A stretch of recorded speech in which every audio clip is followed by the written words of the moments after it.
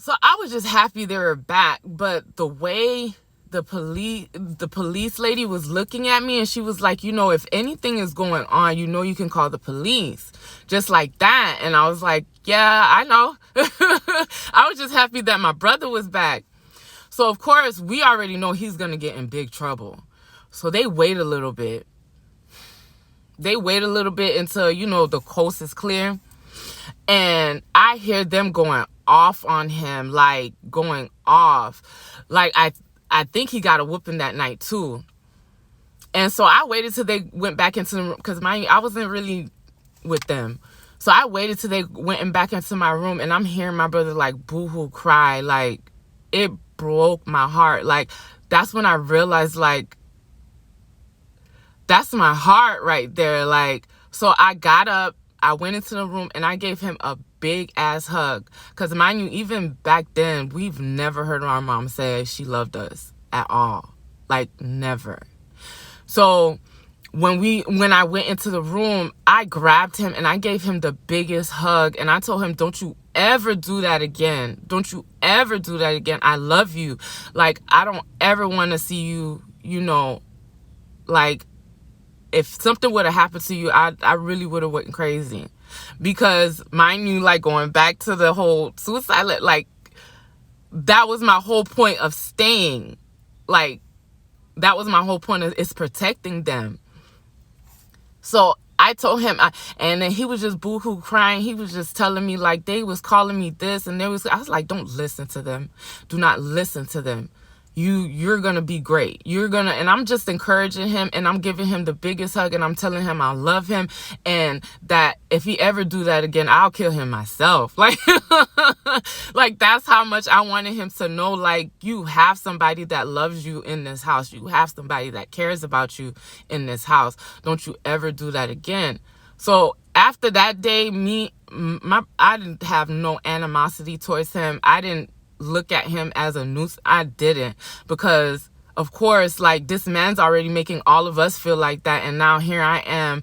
My brother doesn't have his dad. This man is not stepping up, he doesn't have a real father figure. So it's like, I can imagine. And then my mom acting the way she is, like, I can understand, like, how alone he feels.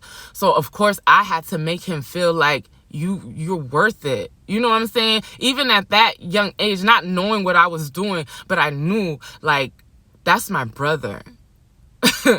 That's my brother. Like, I'll go to the end of the world for you. That type of shit. Shoot. Sorry. I don't mean to keep cursing. But yeah, so my mom, me. So the only reason why we even I think my sister was really communicating with her like that, it was because we was going to start 8th grade and we needed supplies or whatever. So it was like we had to start kind of talking. Excuse me. Because we needed stuff. Like, it was not like we was going to get a lot of stuff anyways, but that was the only reason. And it was not like I would, talk to her like I used to. Not like, I don't know how to say it, but I had to communicate with her. But starting the 8th grade, well, I already knew I had this, I'm this tough girl and all that stuff. Nobody gonna pick on me this year or whatever, because not everybody know, like, don't mess with her. Yeah, she quiet, but yeah, she'll fight you if she have to. So 8th grade was I enjoyed my 8th grade year, because a lot of the people that I went to Annex, my first elementary school that I, like, vividly remember, a lot of them was at our middle school, our 8th grade year. So there was a lot of familiar faces we seen when we came back to school. Like, a lot of them ended up going to our school. So I knew a lot of people in 8th grade. My sister and I knew a lot of people because we went to school with elementary school with a lot of them. But even though, like, we remember some of them, but you know how some people be acting brand new once they whatever. But there was some that we we already automatically knew, like, you know, we clicked. So my sister ended up, like I said, my sister was the social butterfly. She always made friends. I made friends through her. But I made my own friend. Well, yeah, I made my own friends. Once again, like, I was a town boy. I still didn't really connect with females like that because of this one girl who was did me real dirty in 7th grade, who ended up staying back, because that's a whole nother story. We're not going back. So I made my own friends. So once again, school became my safe haven, and I just enjoyed being at school. And her best friend that ended up becoming my best friend also, I don't think at that moment, I don't think she realized how much she was a blessing to us around that time. Even through high school, I don't think she knew how much of a blessing she was, because she really, like, was the one that's, like, pushed us out. And, like, because we didn't go nowhere. When I say we didn't go nowhere, we didn't go nowhere. And she really was, like, always encouraging us, like, to go to her house. And when